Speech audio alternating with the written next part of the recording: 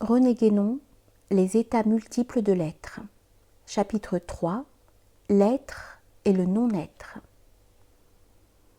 Dans ce qui précède, nous avons indiqué la distinction des possibilités de manifestation et des possibilités de non-manifestation, les unes et les autres étant également comprises et, au même titre, dans la possibilité totale.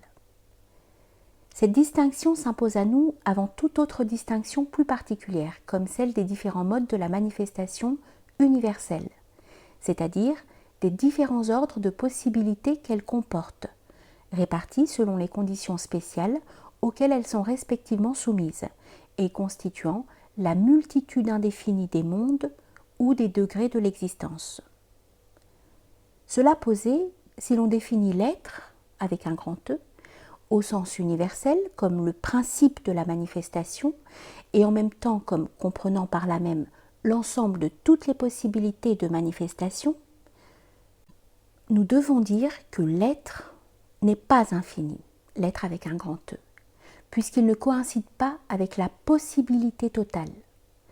Et cela d'autant plus que l'être, en tant que principe de la manifestation, comprend bien en effet toutes les possibilités de manifestation, mais seulement en tant qu'elle se manifeste. En dehors de l'être, toujours avec un grand E, il y a donc tout le reste, c'est-à-dire toutes les possibilités de non-manifestation, avec les possibilités de manifestation elles-mêmes en tant qu'elles sont à l'état non manifesté. Et l'être lui-même s'y trouve inclus, avec un grand E, car ne pouvant appartenir à la manifestation, puisqu'il en est le principe, il est lui-même non manifesté. Pour désigner ce qui est ainsi en dehors et au-delà de l'être, nous sommes obligés, à défaut de tout autre terme, de l'appeler le non-être.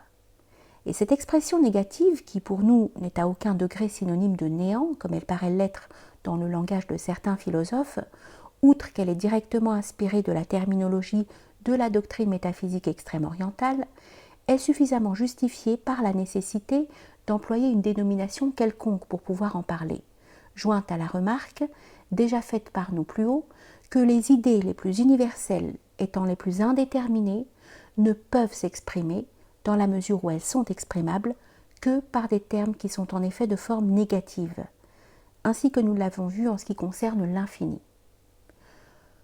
On peut dire aussi que le non-être, dans le sens que nous venons d'indiquer, est plus que l'être, ou si l'on veut, qu'il est supérieur à l'être.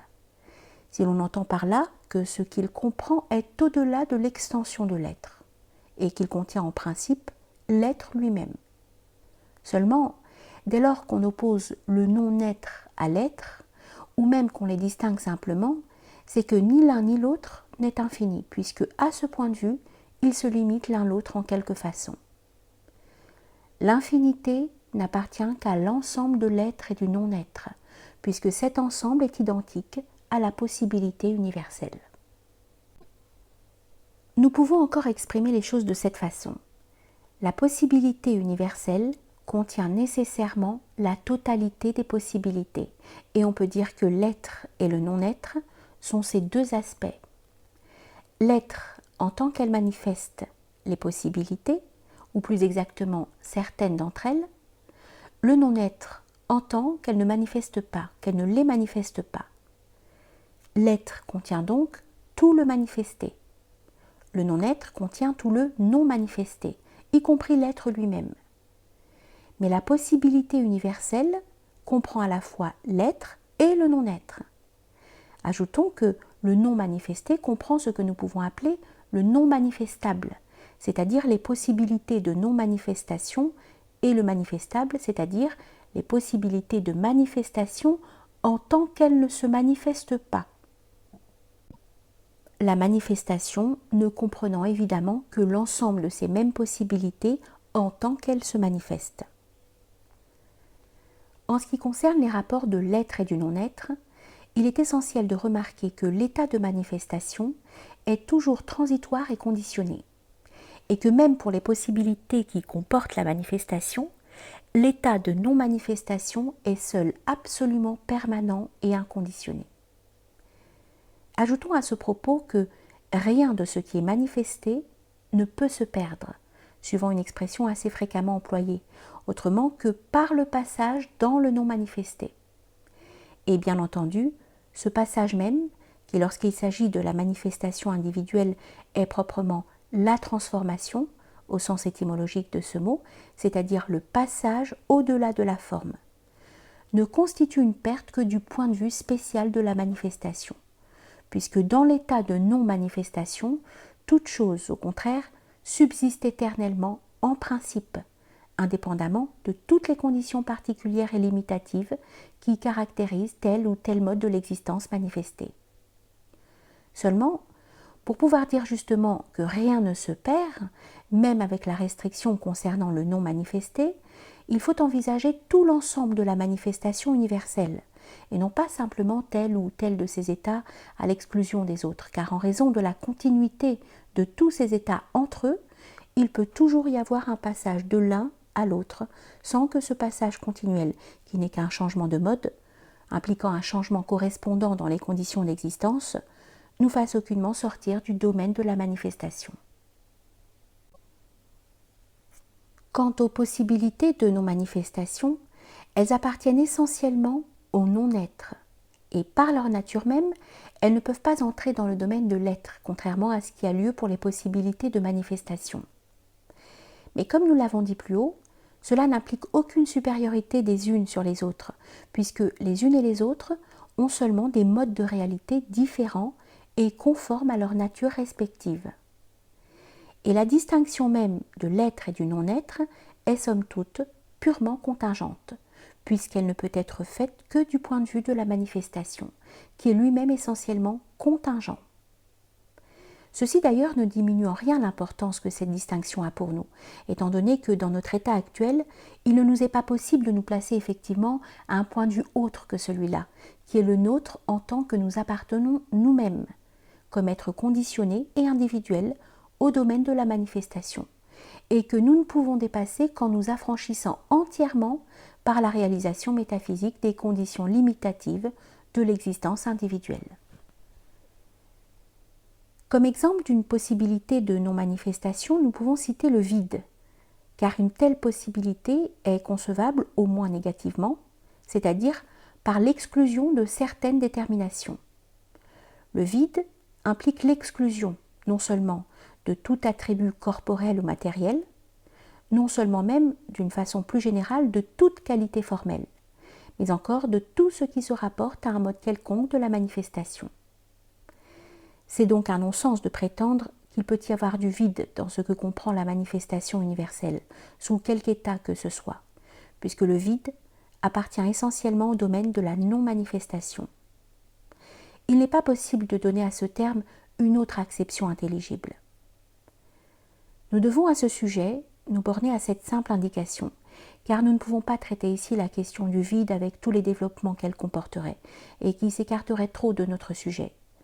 Comme c'est surtout à propos de l'espace qu'elle conduit parfois à de graves confusions, les considérations qui s'y rapportent trouveront mieux leur place dans l'étude que nous nous proposons de consacrer spécialement aux conditions de l'existence corporelle.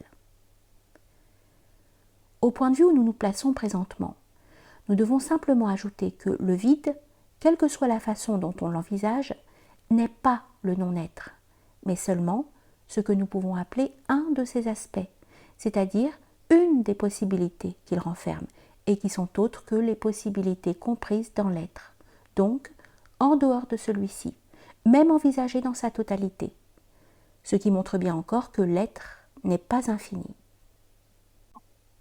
D'ailleurs, quand nous disons qu'une telle possibilité constitue un aspect du non-être, il faut faire attention qu'elle ne peut être conçue en mode distinctif, ce mode s'appliquant exclusivement à la manifestation. Et ceci explique pourquoi, même si nous pouvons concevoir effectivement cette possibilité qu'est le vide, ou tout autre du même ordre, nous ne pouvons jamais en donner qu'une expression toute négative. Cette remarque tout à fait générale pour nous, ce qui se rapporte au non-être, justifie encore l'emploi que nous faisons de ce terme. Cette remarque tout à fait générale pour tout ce qui se rapporte au non-être justifie encore l'emploi que nous faisons de ce terme. Des considérations semblables pourraient donc s'appliquer à toute autre possibilité de non-manifestation. Nous pourrions prendre un autre exemple, comme le silence. Mais l'application serait trop facile à faire pour qu'il soit utile d'y insister. Nous nous bornerons donc à ce propos à faire observer ceci. Comme le non-être ou le non-manifesté comprend ou enveloppe l'être, ou le principe de la manifestation, le silence comporte en lui-même le principe de la parole. En d'autres termes, de même que l'unité, l'être, toujours avec un grand E, n'est que le zéro métaphysique, donc le non-être, affirmé, la parole n'est que le silence exprimé. Mais inversement, le zéro métaphysique, tout en étant l'unité non affirmée, est aussi quelque chose de plus, et même infiniment plus. Et de même le silence, qui en est un aspect au sens que nous venons de préciser, n'est pas simplement la parole non exprimée, car il faut y laisser subsister en outre ce qui est inexprimable, c'est-à-dire non susceptible de manifestation. Car qui dit expression dit manifestation, et même manifestation formelle, donc de détermination en mode distinctif. Le rapport ainsi établi entre le silence, qui est non manifesté, et la parole, qui est manifestée, montre comment il est possible de concevoir des possibilités de non-manifestation qui correspondent par transposition analogique à certaines possibilités de manifestation, sans prétendre d'ailleurs en aucune façon, ici encore, introduire dans le non-être une distinction effective qui ne saurait s'y trouver, puisque l'existence en mode distinctif, qui est l'existence au sens propre du mot, est essentiellement inhérente aux conditions de la manifestation. Mode distinctif n'étant d'ailleurs pas ici, dans tous les cas, forcément synonyme de mode individuel, ce dernier impliquant spécialement la distinction formelle.